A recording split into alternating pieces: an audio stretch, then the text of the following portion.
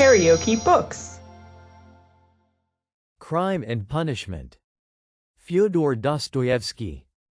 Translated by Constance Garnett. Chapter 37. He spent that evening till 10 o'clock going from one low haunt to another. Katya too turned up and sang another gutter song, how a certain villain and tyrant began kissing Katya. Svidrigailov treated Katya and the organ grinder and some singers and the waiters and two little clerks. He was particularly drawn to these clerks by the fact that they both had crooked noses, one bent to the left and the other to the right. They took him finally to a pleasure garden, where he paid for their entrance.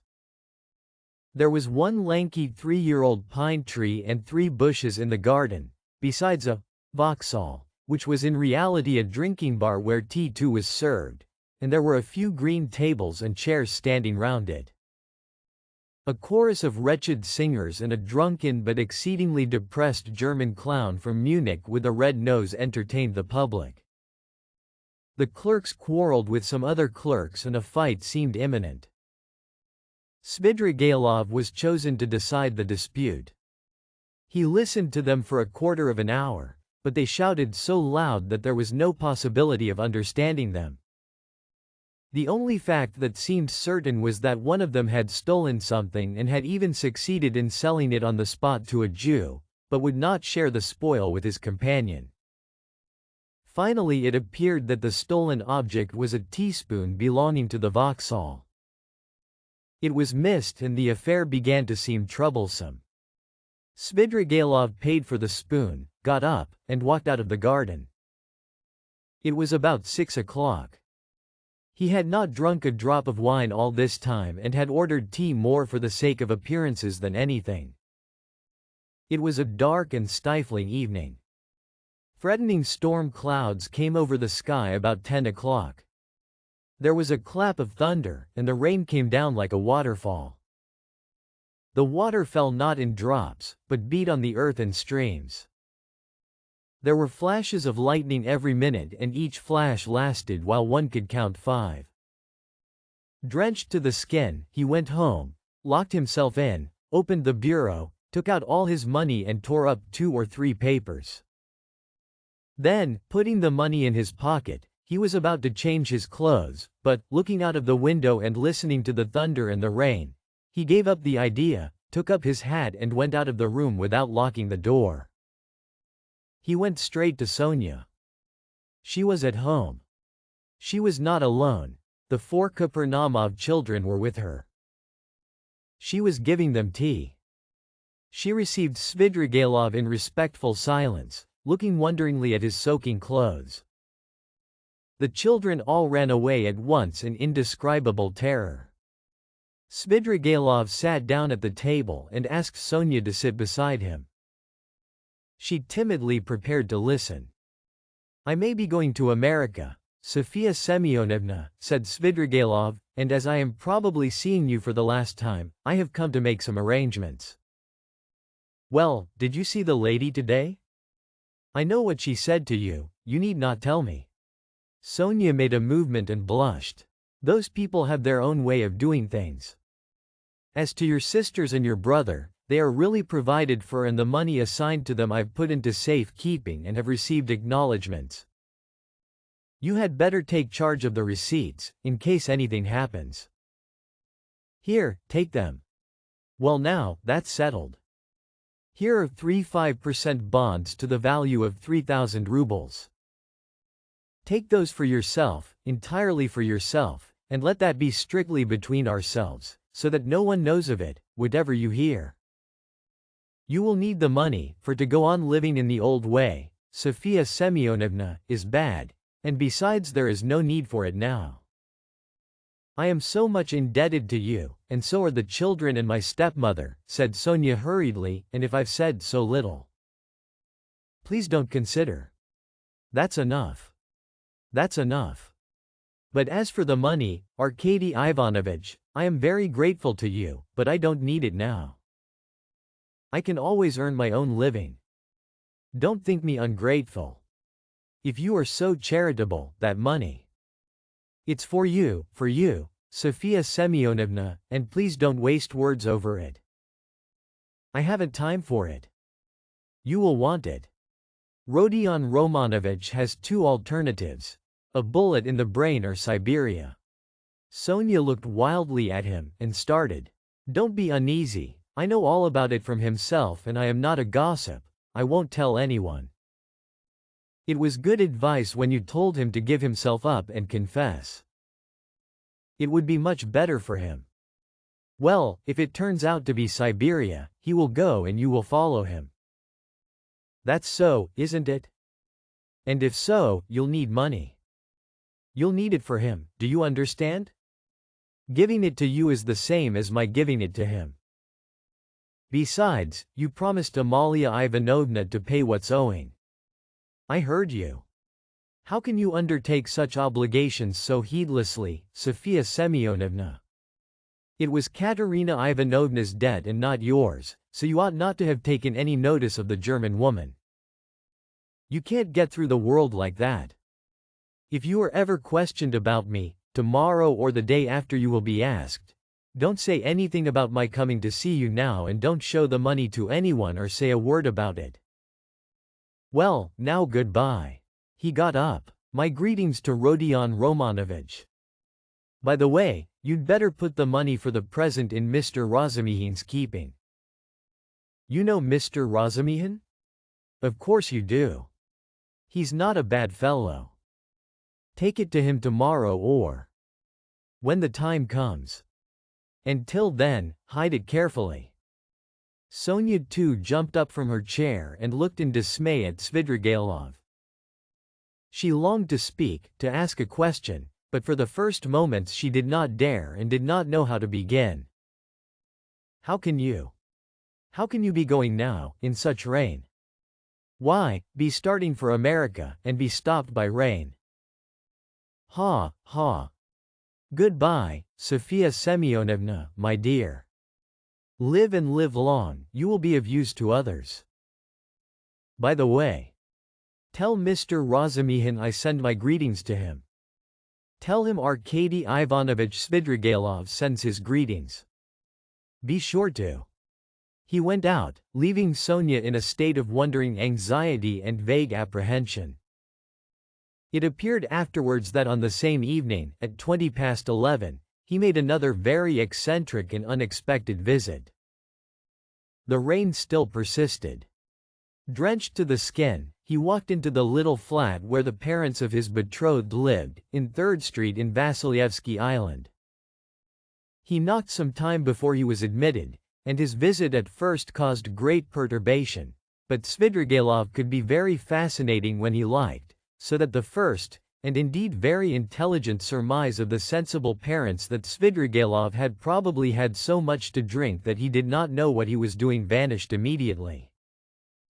The decrepit father was wheeled in to see Svidrigailov by the tender and sensible mother, who as usual began the conversation with various irrelevant questions. She never asked a direct question, but began by smiling and rubbing her hands, and then, if she were obliged to ascertain something, for instance, when Svidrigailov would like to have the wedding, she would begin by interested and almost eager questions about Paris and the court life there, and only by degrees brought the conversation round to 3rd Street. On other occasions this had of course been very impressive, but this time Arkady Ivanovich seemed particularly impatient, and insisted on seeing his betrothed at once, though he had been informed, to begin with, that she had already gone to bed. The girl of course appeared.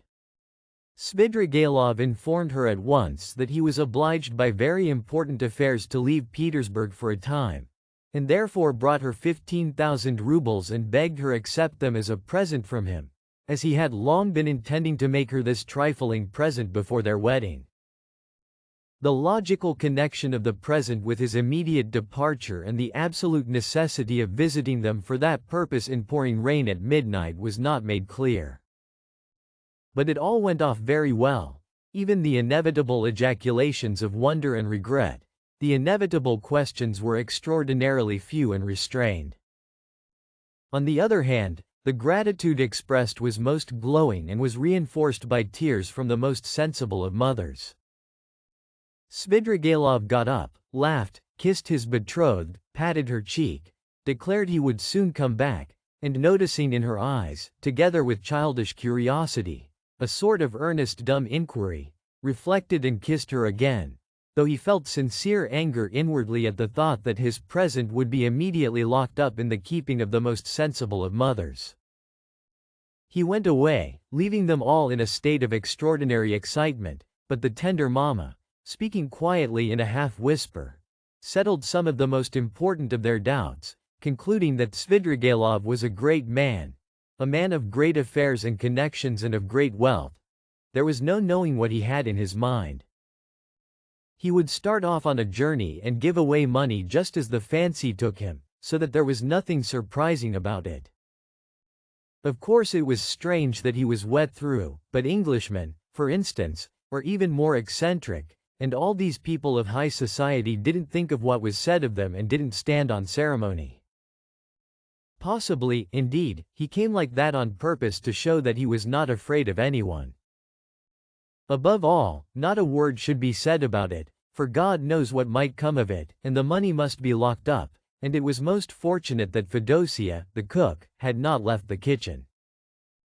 And above all, not a word must be said to that old cat, Madame Resselage, and so on and so on. They sat up whispering till 2 o'clock, but the girl went to bed much earlier, amazed and rather sorrowful. Svidrigailov meanwhile, exactly at midnight, crossed the bridge on the way back to the mainland. The rain had ceased and there was a roaring wind. He began shivering, and for one moment he gazed at the black waters of the little Neva with a look of special interest, even inquiry. But he soon felt it very cold. Standing by the water, he turned and went towards Y. Prospect. He walked along that endless street for a long time, almost half an hour, more than once stumbling in the dark on the wooden pavement, but continually looking for something on the right side of the street. He had noticed passing through this street lately that there was a hotel somewhere towards the end, built of wood, but fairly large, and its name he remembered was something like Adrianople. He was not mistaken. The hotel was so conspicuous in that God-forsaken place that he could not fail to see it even in the dark. It was a long, blackened wooden building, and in spite of the late hour there were lights in the windows and signs of life within. He went in and asked a ragged fellow who met him in the corridor for a room. The latter, scanning Svidrigailov, pulled himself together and led him at once to a close and tiny room in the distance, at the end of the corridor, under the stairs. There was no other, all were occupied. The ragged fellow looked inquiringly. "Is there tea?" asked Svidrigailov. "Yes, sir." "What else is there?" "Veal, vodka, savories." "Bring me tea and veal." "And you want nothing else?" he asked with apparent surprise. "Nothing, nothing." The ragged man went away, completely disillusioned. It must be a nice place, thought Svidrigailov. How was it I didn't know it? I expect I look as if I came from a café chantant and have had some adventure on the way. It would be interesting to know who stayed here. He lighted the candle and looked at the room more carefully. It was a room so low-pitched that Svidrigailov could only just stand up in it. It had one window. The bed, which was very dirty, and the plain stained chair and table almost filled it up. The walls looked as though they were made of planks, covered with shabby paper, so torn and dusty that the pattern was indistinguishable, though the general color, yellow, could still be made out. One of the walls was cut short by the sloping ceiling, though the room was not an attic but just under the stairs. Svidrigailov set down the candle, sat down on the bed and sank into thought. But a strange persistent murmur which sometimes rose to a shout in the next room attracted his attention. The murmur had not ceased from the moment he entered the room. He listened. Someone was upbraiding and almost tearfully scolding, but he heard only one voice. Svidrigailov got up, shaded the light with his hand, and at once he saw light through a crack in the wall. He went up and peeped through. The room, which was somewhat larger than his, had two occupants. One of them, a very curly-headed man with a red inflamed face, was standing in the pose of an orator, without his coat, with his legs wide apart to preserve his balance, and smiting himself on the breast. He reproached the other with being a beggar, with having no standing whatever. He declared that he had taken the other out of the gutter and he could turn him out when he liked, and that only the finger of Providence sees it all. The object of his reproaches was sitting in a chair, and had the air of a man who wants dreadfully to sneeze, but can't. He sometimes turned sheepish and befogged eyes on the speaker, but obviously had not the slightest idea what he was talking about and scarcely heard it. A candle was burning down on the table. There were wineglasses, a nearly empty bottle of vodka, bread and cucumber, and glasses with the dregs of stale tea. After gazing attentively at this, Svidrigailov turned away indifferently and sat down on the bed. The ragged attendant, returning with the tea, could not resist asking him again whether he didn't want anything more, and again receiving a negative reply, finally withdrew. Svidrigailov made haste to drink a glass of tea to warm himself, but could not eat anything. He began to feel feverish. He took off his coat and, wrapping himself in the blanket, lay down on the bed. He was annoyed. It would have been better to be well for the occasion, he thought with a smile. The room was close, the candle burnt dimly, the wind was roaring outside. He heard a mouse scratching in the corner and the room smelt of mice and of leather. He lay in a sort of reverie. One thought followed another. He felt a longing to fix his imagination on something. It must be a garden under the window, he thought. There's a sound of trees. How I dislike the sound of trees on a stormy night, in the dark. They give one a horrid feeling. He remembered how he had disliked it when he passed Petrovsky Park just now. This reminded him of the bridge over the Little Neva, and he felt cold again as he had when standing there. I never have liked water, he thought, even in a landscape, and he suddenly smiled again at a strange idea. Surely now all these questions of taste and comfort ought not to matter, but I've become more particular, like an animal that picks out a special place. For such an occasion, I ought to have gone into the Petrovsky Park. I suppose it seemed dark, cold, ha. As though I were seeking pleasant sensations. By the way, why haven't I put out the candle? He blew it out. They've gone to bed next door, he thought, not seeing the light at the crack. Well, now, Marfa Petrovna, now is the time for you to turn up. It's dark, and the very time and place for you. But now you won't come. He suddenly recalled how, an hour before carrying out his design on Dunya, he had recommended Raskolnikov to trust her to Razumihin's keeping. I suppose I really did say it, as Raskolnikov guessed, to tease myself. But what a rogue that Raskolnikov is. He's gone through a good deal. He may be a successful rogue in time when he's got over his nonsense. But now he's too eager for life. These young men are contemptible on that point. But, hang the fellow. Let him please himself, it's nothing to do with me. He could not get to sleep. By degrees Dunya's image rose before him, and a shudder ran over him. No, I must give up all that now, he thought, rousing himself. I must think of something else. It's queer and funny. I never had a great hatred for anyone. I never particularly desired to avenge myself even, and that's a bad sign, a bad sign, a bad sign. I never liked quarreling either, and never lost my temper. That's a bad sign too. And the promises I made her just now, too, damnation. But, who knows, perhaps she would have made a new man of me somehow. He ground his teeth and sank into silence again. Again Dunya's image rose before him, just as she was when, after shooting the first time, she had lowered the revolver in terror and gazed blankly at him, so that he might have seized her twice over and she would not have lifted a hand to defend herself if he had not reminded her. He recalled how at that instant he felt almost sorry for her, how he had felt a pang at his heart. Damnation, these thoughts again. I must put it away. He was dozing off, the feverish shiver had ceased, when suddenly something seemed to run over his arm and leg under the bedclothes.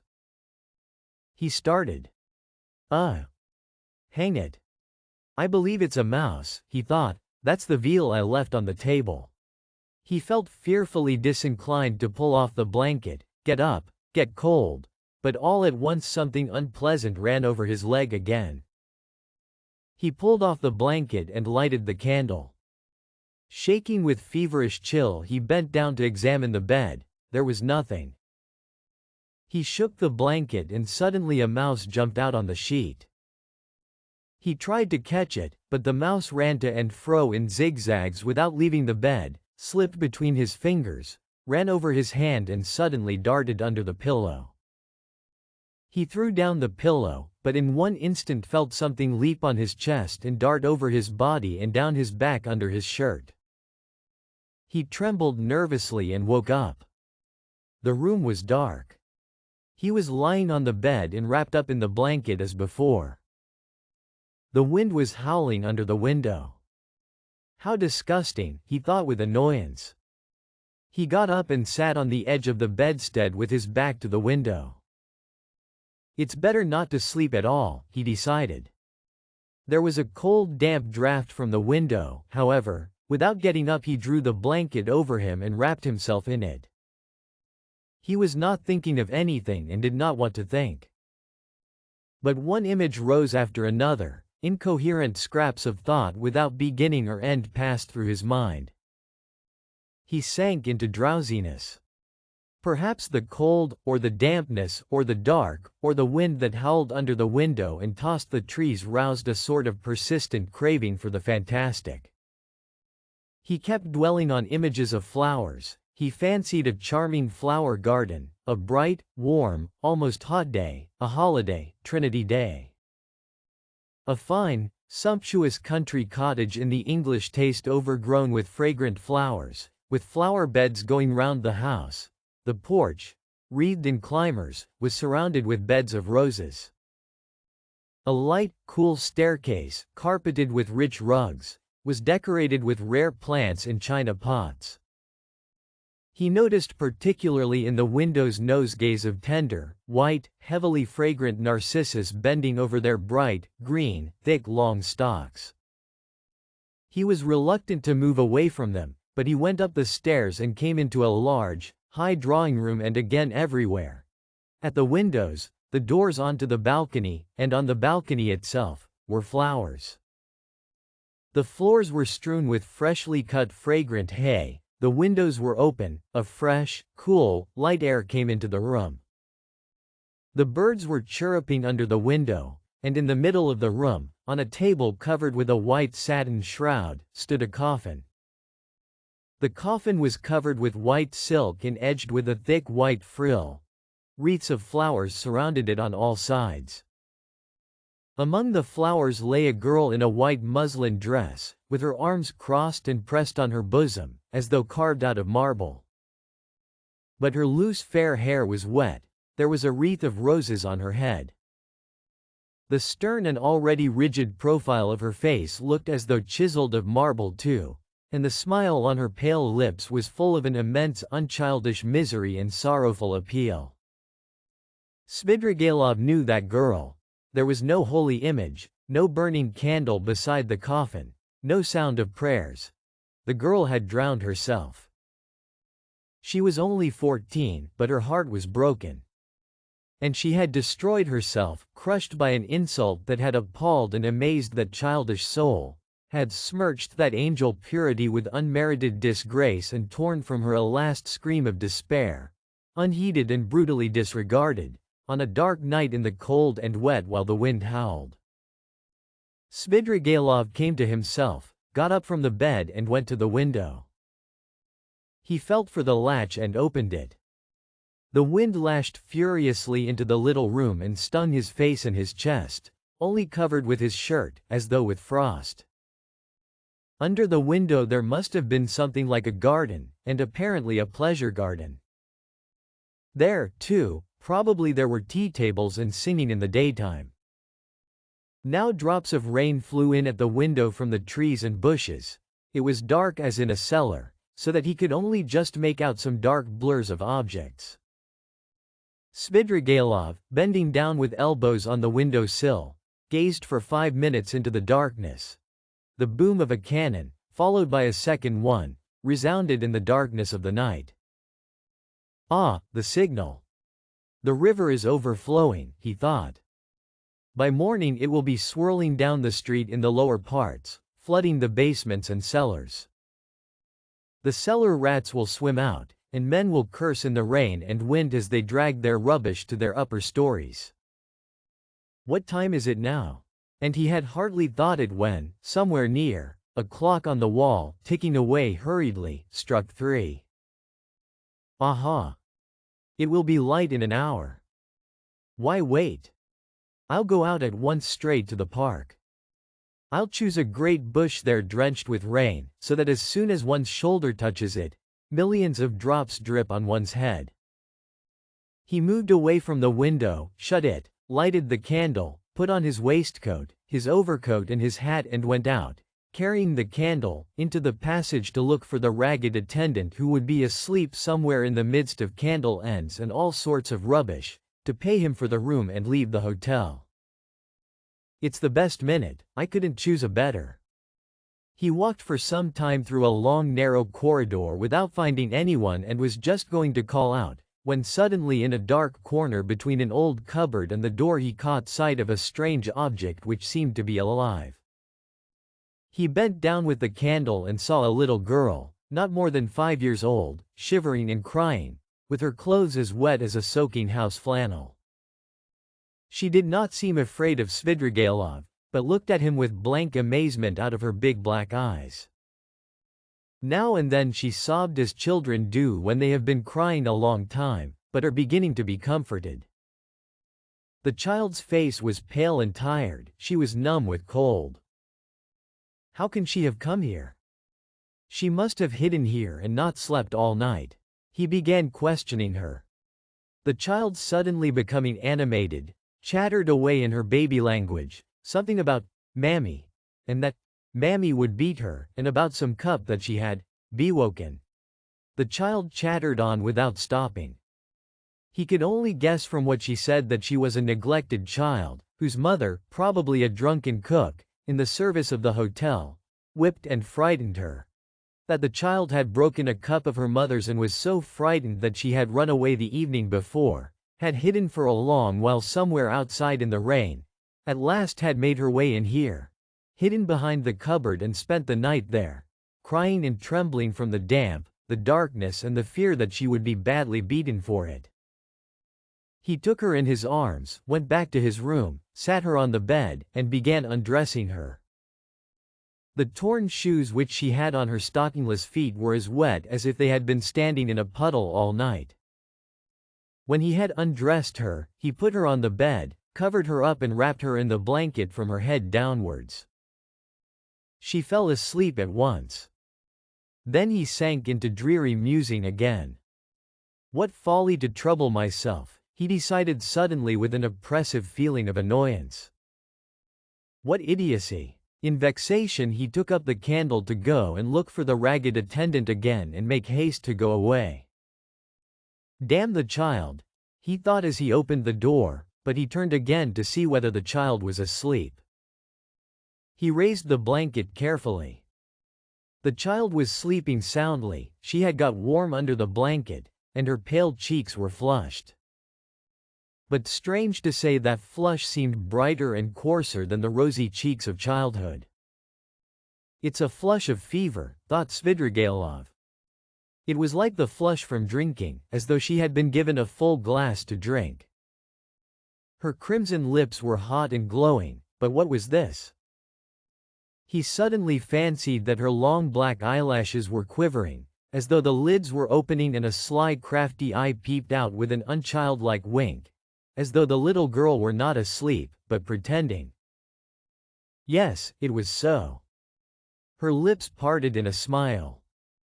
The corners of her mouth quivered, as though she were trying to control them. But now she quite gave up all effort. Now it was a grin, a broad grin. There was something shameless, provocative in that quite unchildish face. It was depravity, it was the face of a harlot, the shameless face of a French harlot. Now both eyes opened wide, they turned a glowing, shameless glance upon him. They laughed, invited him. There was something infinitely hideous and shocking in that laugh, in those eyes, in such nastiness in the face of a child. What, at 5 years old? Svidrigailov muttered in genuine horror. What does it mean? And now she turned to him, her little face all aglow, holding out her arms. Accursed child! Svidrigailov cried, raising his hand to strike her, but at that moment he woke up. He was in the same bed, still wrapped in the blanket. The candle had not been lighted, and daylight was streaming in at the windows. I've had nightmare all night. He got up angrily, feeling utterly shattered, his bones ached. There was a thick mist outside and he could see nothing. It was nearly 5. He had overslept himself. He got up, put on his still damp jacket and overcoat. Feeling the revolver in his pocket, he took it out and then he sat down, took a notebook out of his pocket and in the most conspicuous place on the title page wrote a few lines in large letters. Reading them over, he sank into thought with his elbows on the table. The revolver and the notebook lay beside him. Some flies woke up and settled on the untouched veal, which was still on the table. He stared at them and at last with his free right hand began trying to catch one. He tried till he was tired, but could not catch it. At last, realizing that he was engaged in this interesting pursuit, he started, got up and walked resolutely out of the room. A minute later he was in the street. A thick milky mist hung over the town. Svidrigailov walked along the slippery dirty wooden pavement towards the Little Neva. He was picturing the waters of the Little Neva swollen in the night, Petrovsky Island, the wet paths, the wet grass, the wet trees and bushes and at last the bush. He began ill-humoredly staring at the houses, trying to think of something else. There was not a cabman or a passer-by in the street. The bright yellow, wooden, little houses looked dirty and dejected with their closed shutters. The cold and damp penetrated his whole body and he began to shiver. From time to time he came across shop signs and read each carefully. At last he reached the end of the wooden pavement and came to a big stone house. A dirty, shivering dog crossed his path with its tail between its legs. A man in a greatcoat lay face downwards, dead drunk, across the pavement. He looked at him and went on. A high tower stood up on the left. "Bah," he shouted, "here is a place.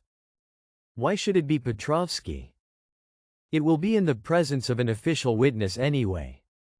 He almost smiled at this new thought and turned into the street where there was the big house with the tower.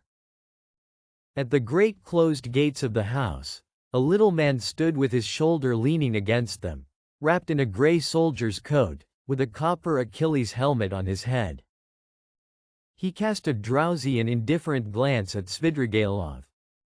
His face wore that perpetual look of peevish dejection, which is so sourly printed on all faces of Jewish race without exception. They both, Svidrigailov and Achilles, stared at each other for a few minutes without speaking. At last it struck Achilles as irregular for a man not drunk to be standing 3 steps from him, staring and not saying a word. "What do you want here?" he said, without moving or changing his position. "Nothing, brother, good morning," answered Svidrigailov. "This isn't the place." I am going to foreign parts, brother. To foreign parts? To America. America. Svidrigailov took out the revolver and cocked it. Achilles raised his eyebrows. I say, this is not the place for such jokes. Why shouldn't it be the place? Because it isn't. Well, brother, I don't mind that. It's a good place. When you are asked, you just say he was going, he said, to America. He put the revolver to his right temple. You can't do it here, it's not the place, cried Achilles, rousing himself, his eyes growing bigger and bigger. Svidrigailov pulled the trigger. If you liked what you heard, please subscribe to the channel.